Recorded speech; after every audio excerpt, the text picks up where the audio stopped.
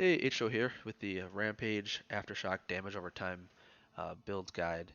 We're going to go through kind of the gauntlet here of all the mages released at the same time, Thousand Corruption, same with all five shades at the same time, uh, T4 Jewel Tanking Slam. So the build basically is high single target damage. Once it's on top of a target, you can see kind of be in the Superman pose the entire time and be right on top of targets. But we have lots of ways to draw enemies together to us. Like it's extremely tanky, durable. There's Uber Abberoth attempt. I've done it multiple times. It can be done. There's just some hindrances that I'll kind of go through in the section where we go over the gear. But just wanted to give you an overview of kind of what this build is, and then there'll be two extra builds that I did kind of along with this one to kind of get to the concept. One was just a Spriggan machine gun, and then using the other one was using Upheaval uh, before I ultimately decided on how Rampage is definitely the best way for utilizing this build. So cheers and enjoy the video.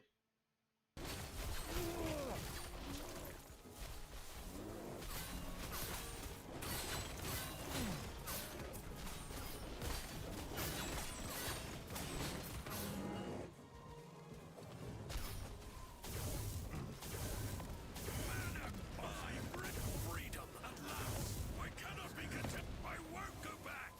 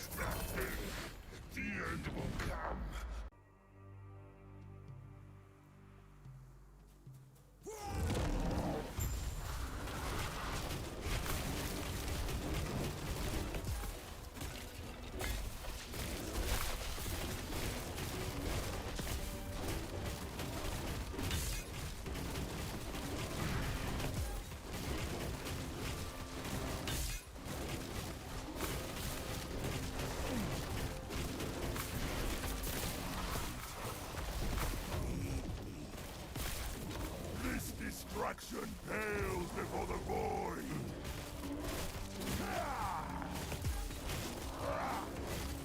No escape. Not die.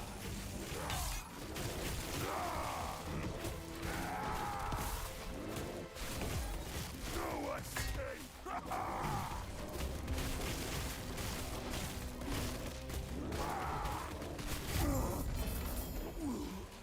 Abberoth will end you. Epoch, I will have it.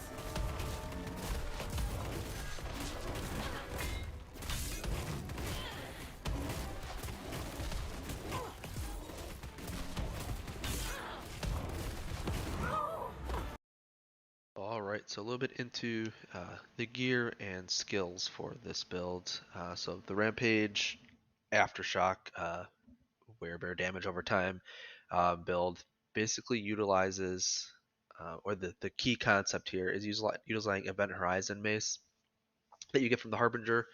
It has some of the largest more multipliers you can actually get on an item.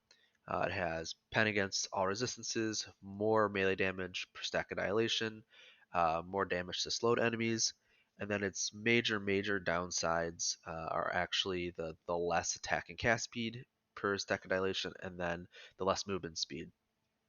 So how we kind of get around these two negatives here is by utilizing Rampage within Werebear. So we use this no Rampage cooldown node in Werebear, and then Rampage itself actually does not have an attack timer, or it doesn't scale with any attack speed, so it doesn't lose attack speed for like less attack speed, doesn't gain attack speed. It's just set basically of what it is, so we can get around the less attack speed um, of Event Horizon that way. And we can also get around the actual movement speed penalty. I mean, you can use Rampage. It still moves relatively quick, even when you have 10 stacks. But like in general, it's like that is not by any means fast, but it's faster than just walking. But you can get around this pretty easily just by evading. And since we don't have to worry about slowly attacking to get up to 10 stacks, we can just use Rampage to quickly get back up to 10 stacks. So you can see like less than a second. Oh, well, that's unfortunate. I got out of Werebear form there, but in like less than a second, you can get, you know, all your 10 stacks back. So you can dodge, come back into the enemy, 10 stacks again.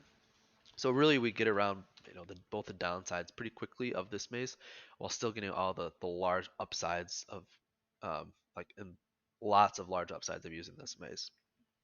So that's kind of the key concept of the build, and everything else kind of just functions around like Rampage and Aftershocks. So the gear is just using the three Aftershocks idols just to get over 100% threshold here. So every attack is going to, every melee attack, which Rampage is a melee attack, is going to spawn these Aftershock idols. And we're going to convert those to damage over time through Earthquake node here. So it still counts as your normal hit damage. So anything that scales melee damage is still going to work. So we're going to scale our melee damage and then scale it also through damage over time. So we get to take advantage of all these more multipliers in Earthquake. And then we're going to convert it to fire as well. There's another Aftershock damage, but we're going to convert it to fire so we can also utilize Throne of Ambition and also the elemental damage over time prefix that you can get on most gear items is some of the largest just percent damage you can get. So, that's basically how we're scaling the damage. We have lots of flat, from Event Horizon and just from the tree. We scale lots of increased damages, and then we have lots of those more multipliers from the Aftershock. So the gear here is using a Titan Heart. We're using a two-handed weapon. We get that great damage resistance. We get great amount of health. We're going to use the Tusk Helmet because the implicit has health and then leech. In this version, I use +2 to Werebear and +2 to Earthquake just to get to the right amount of points. And then I can basically just use a suffix for health or any resistance that currently missing. We want Bleeding Heart for just the massive amount of leech this build has. Shatter Chains because we can scale our more melee damage per stack of Doom. We want to use Shatter Chains. And then as well as Siphon of Anguish, which helps apply the Doom on hits, gives us some more leech as well. And then same with Stymied Fate, gives us cooldown reduction for the Maul, also applies Doom on hit. And then we also put cooldown reduction instead of movement speed because we don't really need that much movement speed. Uh, Heirloom is just for resistances, again, and some increased fire damage. And then the Relic and the gloves are the Uber ones, but that's just because I've been going at Ubberoth unsuccessfully. But you can really use anything else. The attributes is great here, and the +1 skill effect and haste is great for being able to get around quicker and then less damage taken. So like this has lots of good stats. We're not like even utilizing crit strike chance or even frenzy at all. But you can really just use any exalted relic if you want, with just increased damage over time, and that will kind of work very similar. Same with the gloves, where the melee attack speed is irrelevant here. It's just for defensive layers, but I found using the Rule of Simoon is pretty cool for using the Tornado Fire to put Fire Pen on enemies because it's a lot quicker. Atrophy will work here because it's pen against all damage over time. The Judgment Gloves are great because they have Fire Pen and then Attunement, which is two of the things that help scale the Aftershocks. And then some other forms, I leveled with the crit before I started getting all the damage over time. So I have like the chest that has crit strike multiplier. Same with the Vion's Chariot. Actually pretty good for the crit version. The increased damage per increased movement speed takes effect before the event horizon debuff. So you're actually having like over, like if I put these on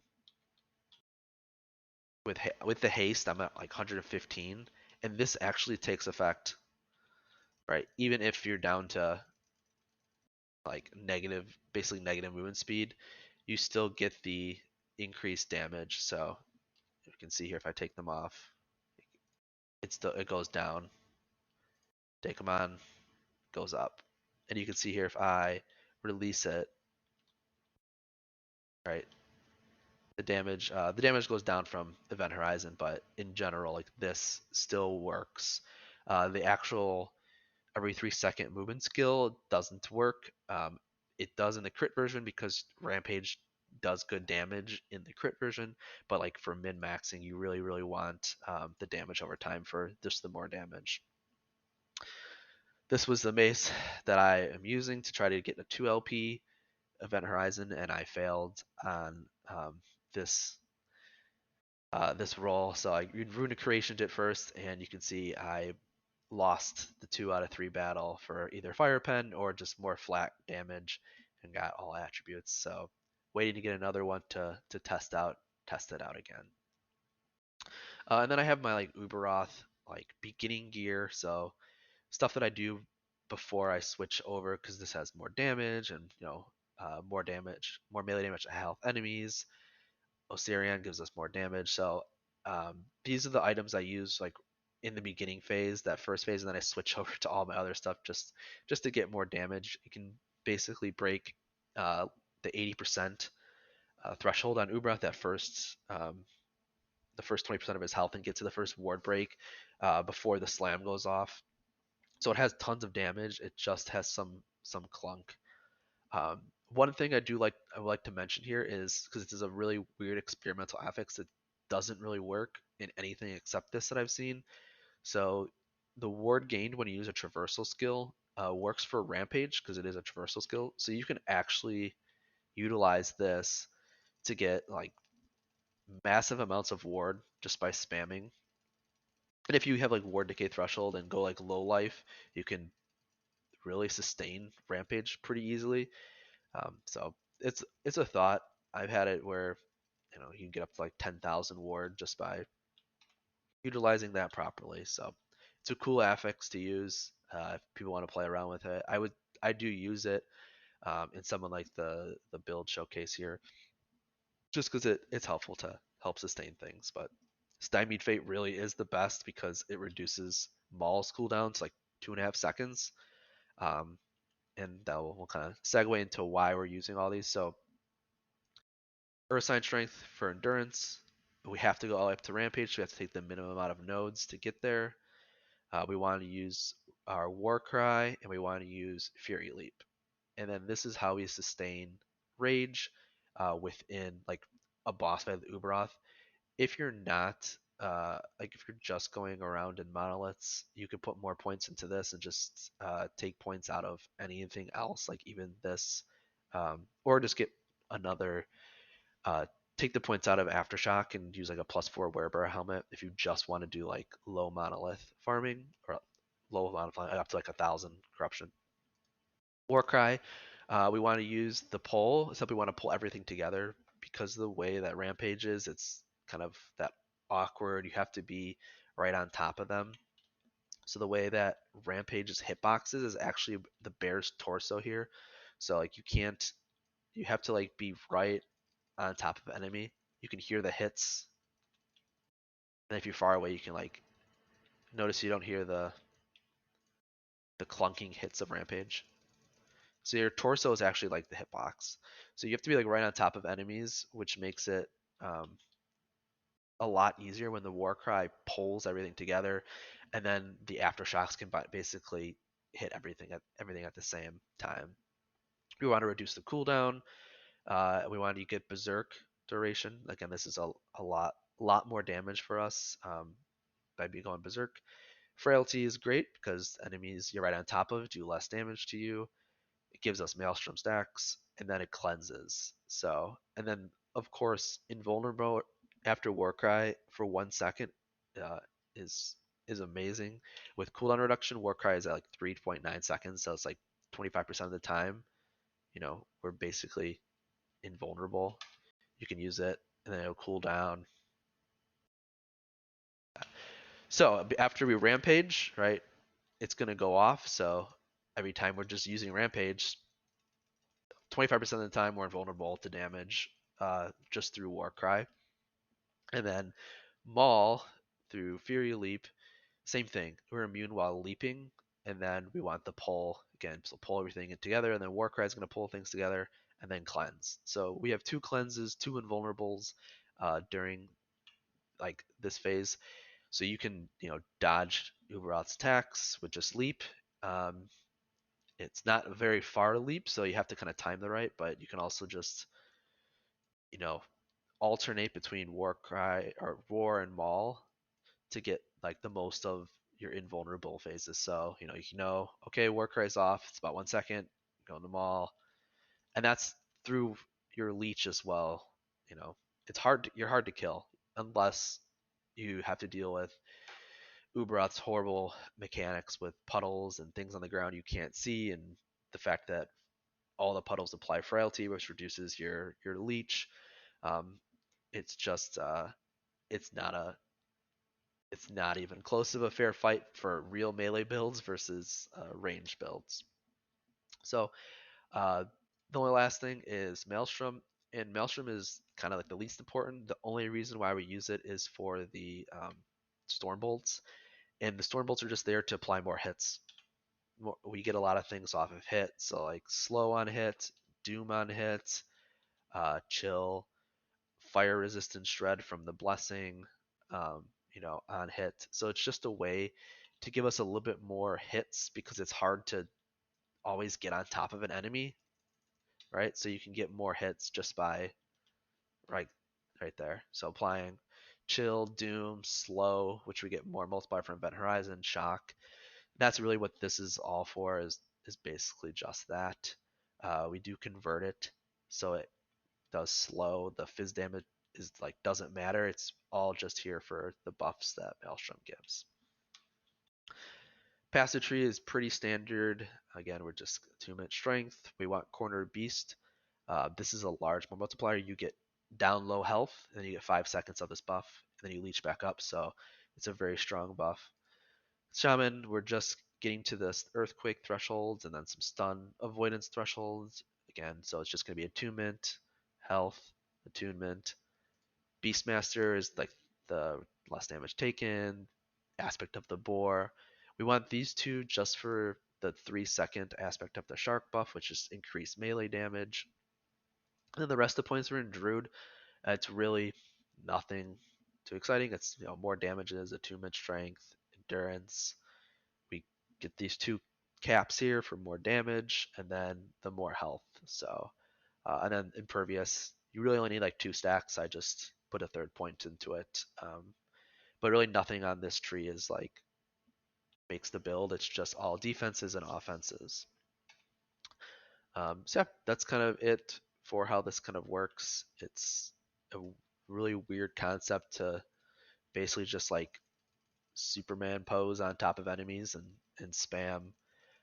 It is very if you worry about carpal tunnel, I would recommend just using like a keystroke macro just to do this, because it's a lot of spamming one button, which obviously can hurt your wrist. So, all right, we're going to go back into the Ubberoth gameplay here. I'll show you one of the clips of the getting to like the last phase and of him just knocking you out of Werebear form is pretty frustrating just because of a bug. But yeah, we'll go on to that. And then at the end of the video, I also have some of the more concepts of where I started with like just using the Upheaval node.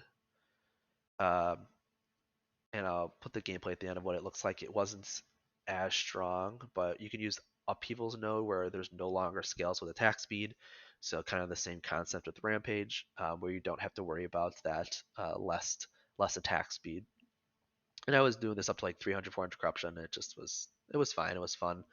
And then I was using before that was my Spriggan form build, utilizing the that new relic, which is like machine gun Spriggan. I thought that was a ton of fun. Just kind of put that at the end of the video as well if you're inspired by any of those two builds to make something else work. So, all right, thanks. Bye.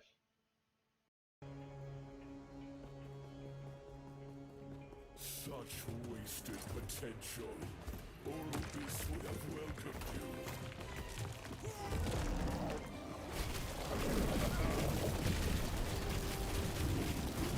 Fights for nothing.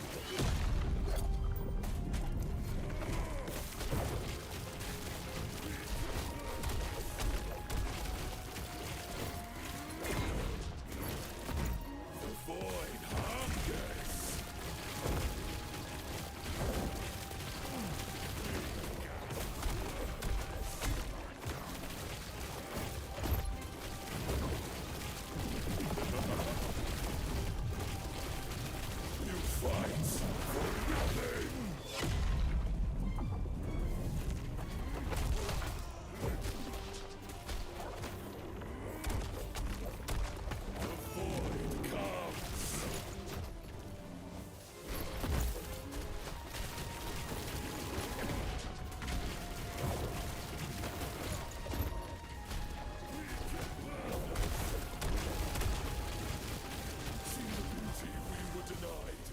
Terror turned her back on us.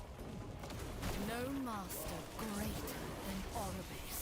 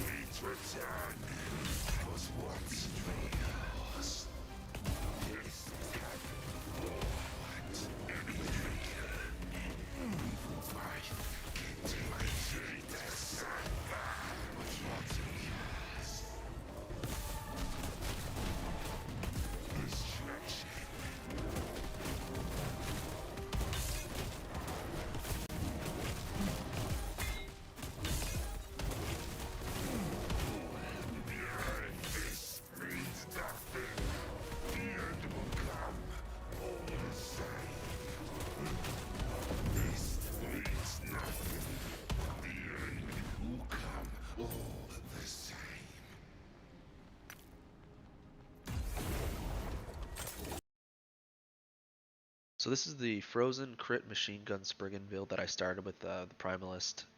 When I started making a Primalist, I wanted to play around with the new relic that stacks attunements for more of those like wisps projectiles, and then utilizing the frozen ire scepter that also has like a frozen AOE whenever you hit, and each one of those individual hits counts for the like 15% chance to actually spawn it. So you can basically utilize double hitting with not only the actual like spirit thorns, but also the frozen ire scepter.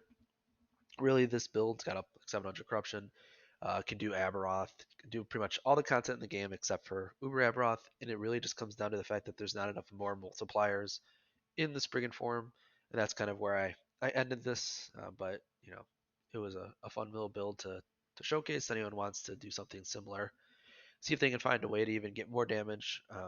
Yeah, here's a quick gameplay of just this build doing Aberroth.